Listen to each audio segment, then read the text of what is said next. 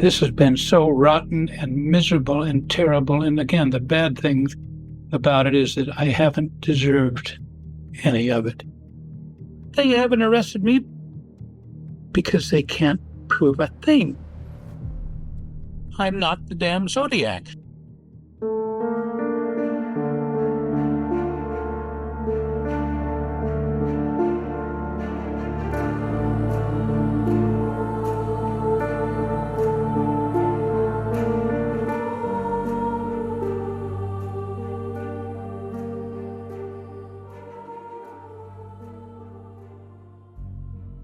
Hello, friend.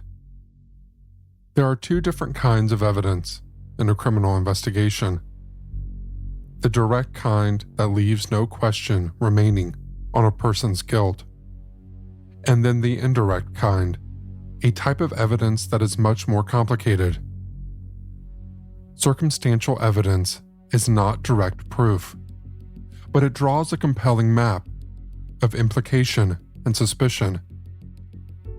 As coincidences mount, they seem less like mere chance and more like a tightening web, enclosing itself around an individual and fostering an almost unshakable conviction that they must be the perpetrator. But there is a very precarious balance between suspicion and certainty in the quest for truth.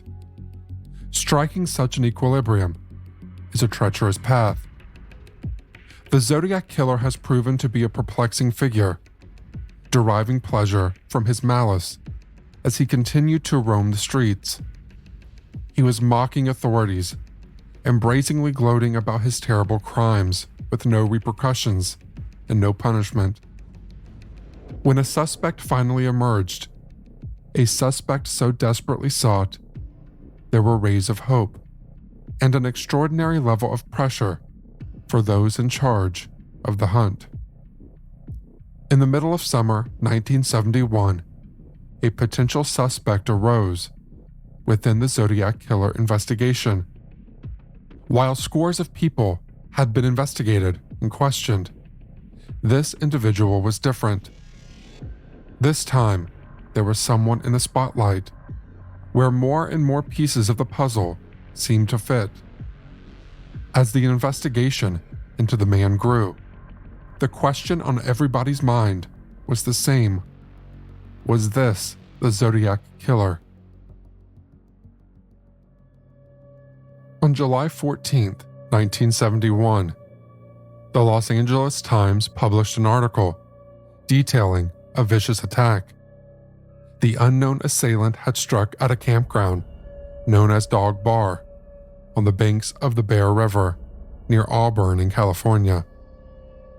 A man described as 6 foot tall, heavy-set, and with a receding hairline, unleashed a surprise and random attack with an 18-inch knife. 2 people were killed, and 2 were left seriously injured in events that shocked the local community. The article referred to the uncaptured Zodiac, highlighting similarities in the offender descriptions. Homicide Detective Toschi didn't dismiss the chilling possibility, acknowledging this brutal attacker could have been the elusive serial killer.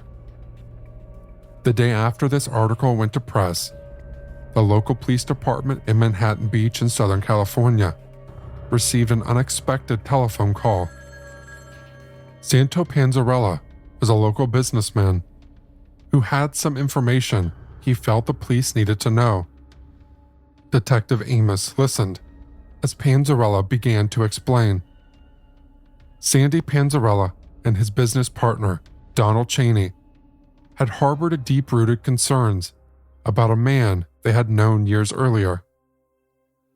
The description of the offender in the campground attack, alongside mention of the Zodiac Killer, had prompted the pair to make contact with the police. It was time they felt that the police knew what they did. The individual they were talking about was Arthur Leigh Allen.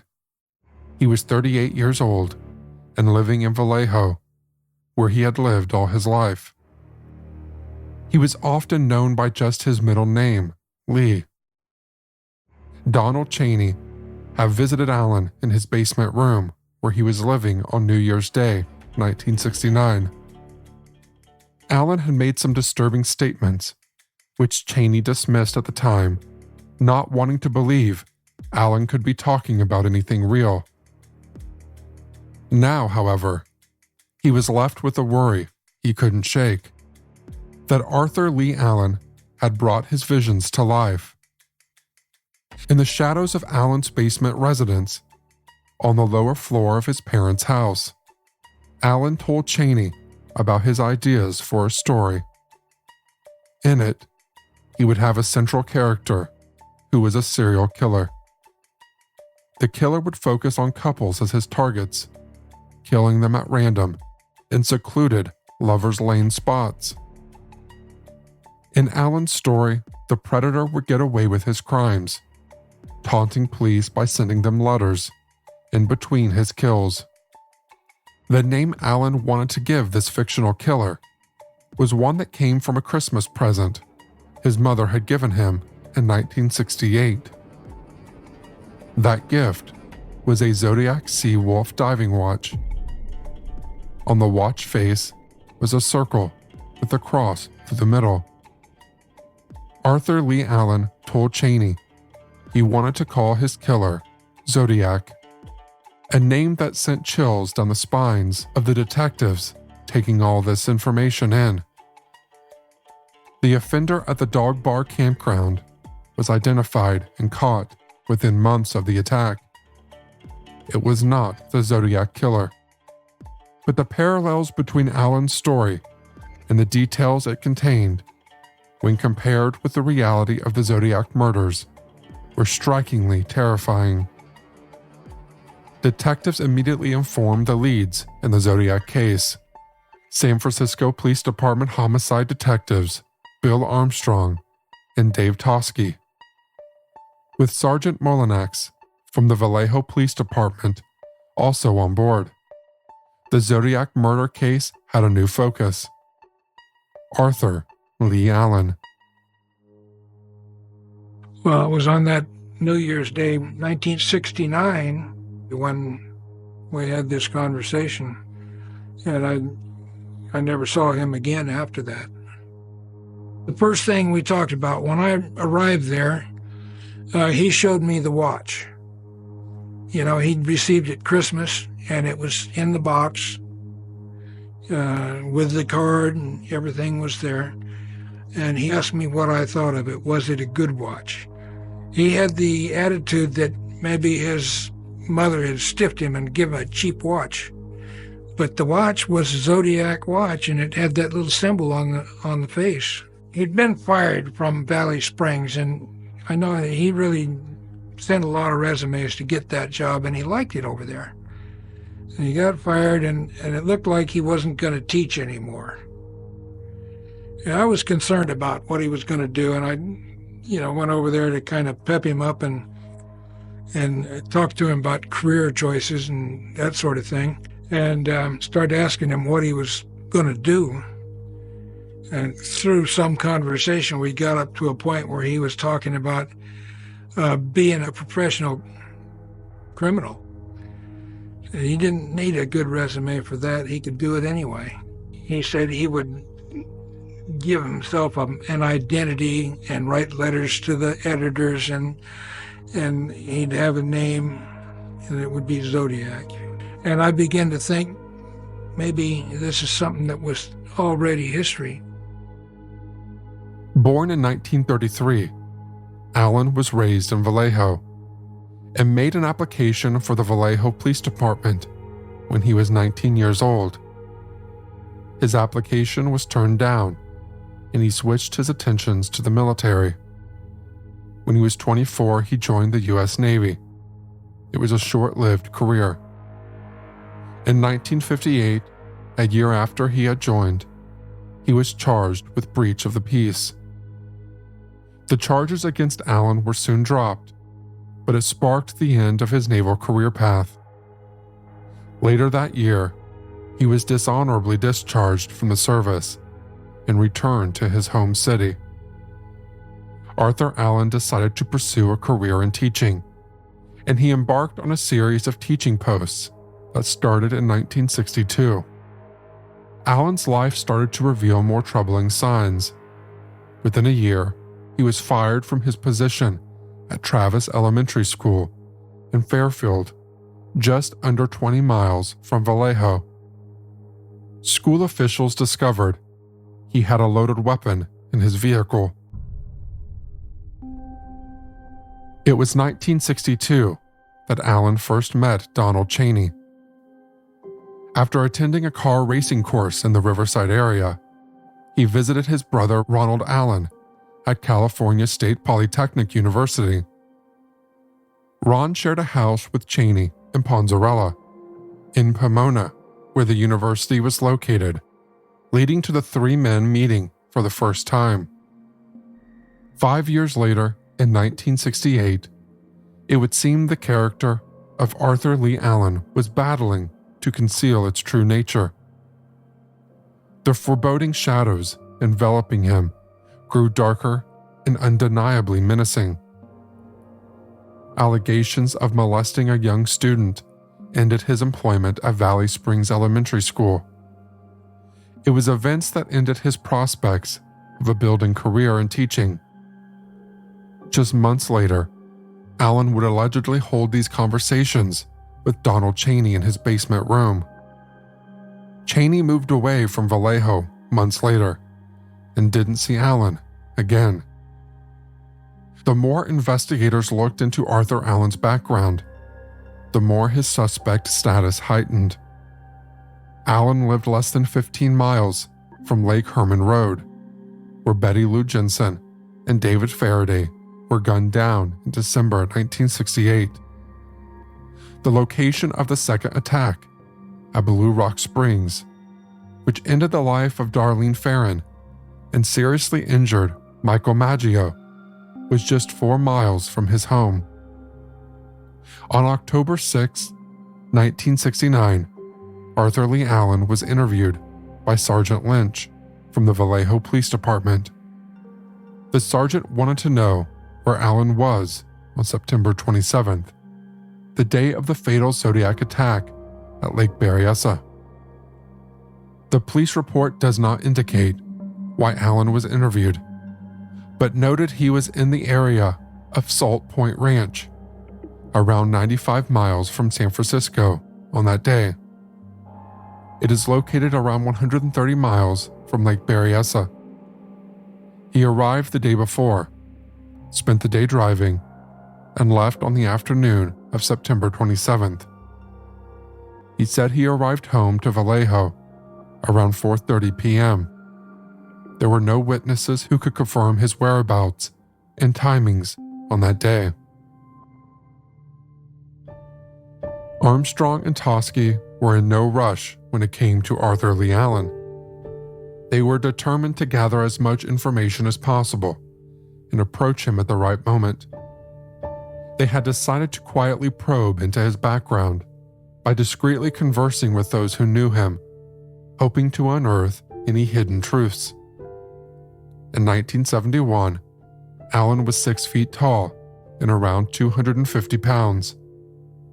He had a large face and a prominent nose with short dark hair. He generally wore his hair combed back and sometimes wore a pair of glasses. He was anything but small and unimposing. In the schools he had worked in, parents complained about an unhealthy and concerning interest he showed in their children. While working at a service station, he took his boss's young teenage daughter alone on a boat trip without her parents' permission. During the trip, he made inappropriate advances towards her. The young girl told her parents upon her return, and his employment was immediately terminated. No reports, however, had ever been made to the police regarding this behavior, and he had not been investigated as a result. Donald Cheney revealed further comments that he said Allen had made in 1968. He talked about a book he distinctly remembered reading. It was called The Most Dangerous Game, a short story written by Richard Connell in 1924 about a hunter who finds himself stranded on an isolated Caribbean island. He meets another man on the island who soon gives him a terrifying ultimatum. He must join the man in hunting other humans across the island or agree to become the prey and be hunted himself. The story follows the hunter's desperate attempts to survive after refusing to join the game to hunt other humans. The hunter prevails after using his intelligence and hunting skills to outwit the predator trying to kill him. Allen said this book had left a deep impression on him. The storyline fascinated and excited him. Disturbingly, Cheney also reported Allen making statements about being able to shoot accurately in the dark. He referred to the practice of attaching a flashlight to a pistol to ensure the most precise aim. It was more detail that resonated with detectives. They had read words of this nature in one place before. In an early letter from the Zodiac, confessing to the Lake Herman Road murders, he taunted police for not catching him. The killer also wanted to gloat about how he was able to see in the dark to hit and kill his targets. On August 4, 1971, Arthur Allen was at work at the Pinole Oil Refinery of Union Oil, where he was employed as a junior chemist. He was working there as a summer job before returning to Sonoma State University to continue his undergraduate science degree studies. After realizing he would no longer be able to work in teaching, Allen decided to return to education himself. By all accounts, he was a bright student. On that morning, his boss called him into his office. Waiting for him were Detectives Armstrong and Tosky and Sergeant Jack Mullinax. With his boss out of the office to give the foreman privacy, Detective Armstrong took the lead. He advised Allen they were investigating the Zodiac serial murders and had received information that concerned them regarding statements he had reportedly made. He wasn't told who their informant was. After summarizing the information Donald Cheney had told them, they waited to hear Allen's response. Arthur Allen denied he was the Zodiac killer. Throughout the interview, he remained calm and willing to cooperate. He was confused over what he was told. He said he couldn't recall having any conversations with anyone about such topics. He told them he had read an early news article about the Zodiac killing, but had no interest in following the case, so did not keep up with it. Allen answered the detective's questions and presented as happy to help and eager to clear his name of any suspicion. In a report written by Sergeant Mullinax, Arthur Allen made some unexpected and alarming statements that afternoon. The 2 knives I had in my car with blood on them, the blood came from a chicken I had killed. This unsolicited statement caught the attention of everyone inside the office, leaving a quiet air of intrigue, unwritten with alarm. Subsequent checks within the police files failed to uncover exactly what Allen was alluding to. During his interview, he also told the interviewing officers that he was in the Riverside area at the time they knew Sherry Jo Bates was murdered in 1966. It was a fact that may have been a mere coincidence, or may have been an indication of something more sinister. It wasn't just what Allen said to officers that had them transfixed on this man sitting in front of them. On his wrist was his diving watch, the same watch Donald Cheney had described to them. The Zodiac name and the logo on the watch drew memories of the symbol the Zodiac killer used on his letters. The two were eerily similar. Over the next months, investigating officers continued to interview those closest to Arthur Allen. The information they found was not pleasant reading. Somewhere around 1965 to 1966, Allen had begun working with the Greater Vallejo Recreation District as a lifeguard and trampoline instructor. The head of that department told detectives he had to fire Allen due to complaints over his behavior towards children. A now reoccurring theme in the life of Arthur Leigh Allen. The general supervisor became friends with Allen during that time. When the supervisor and his wife paid Allen a visit at his home, the atmosphere quickly turned uneasy. Allen showed them some papers that bore neat, orderly writing and a series of symbols they weren't familiar with. When asked to study them closer and understand them more, Allen wasn't too happy to divulge any further details. It was an unnerving encounter, but would not be the only one. Around the summer of 1969, the supervisor was asked by Allen's sister-in-law to talk to Allen about seeking psychiatric help for his troubling and dangerous interest in young children. He granted her request, equally concerned, but the conversation with Allen did not go well. Arthur Allen had little interest in seeking help, and it was a discussion that ended the friendship between the two men.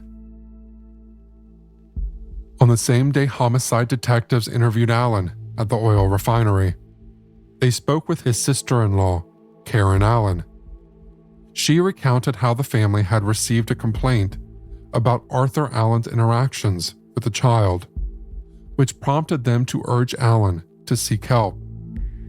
When told her brother-in-law was being investigated with regards to the Zodiac killer case, she was shocked. She believed Allen needed help, but struggled to accept the notion he could be a serial murderer. Karen was able to provide detectives with more information regarding Allen's family life. She explained the relationship between Allen and his mother was complicated. Allen had expressed hatred towards her, despite her generosity throughout his life, paying his bills and living expenses, and buying him vehicles. It was Karen Allen's opinion that her brother-in-law hated women. Back in 1969, Sergeant Ken Narlow from the Napa County Police Department was assigned to the Lake Berryessa crime scene. He continued to work on the Zodiac case and worked closely with Detectives Armstrong and Toschi throughout the investigations into Arthur Allen. I was off duty at the time Leigh Allen came up as a suspect. I was recovering from surgery. You got to follow the evidence, like in a money case, money laundering. You got to follow the money. Well, in criminal investigation, you got to follow the evidence. You can't make the guy fit the evidence. You got to make the evidence fit the individual. Although he was certainly a subject of interest, he fit the general physical description. He had the background. Whether or not I never met the man, he had the killer instinct. I don't know. Arthur Leigh Allen was the most viable Zodiac suspect the investigation team had to date. As the year rolled over into 1972, they continued their investigations into his life and his movements.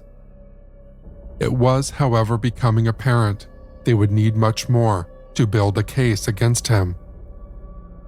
The circumstantial evidence enveloping Arthur Allen seemed compelling at first glance, yet it lacked any definite proof that could establish guilt in these terrible crimes.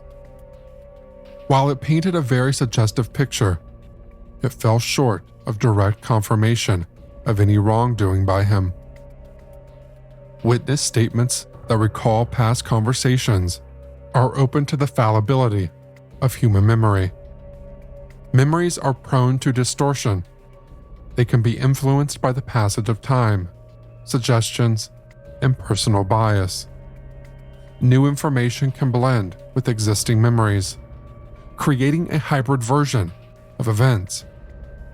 While not always a deliberate attempt to deceive, inadvertent fabrication or exaggeration can happen. The privacy of conversations between two people can also enable someone to falsely claim they had a discussion that did not in fact take place.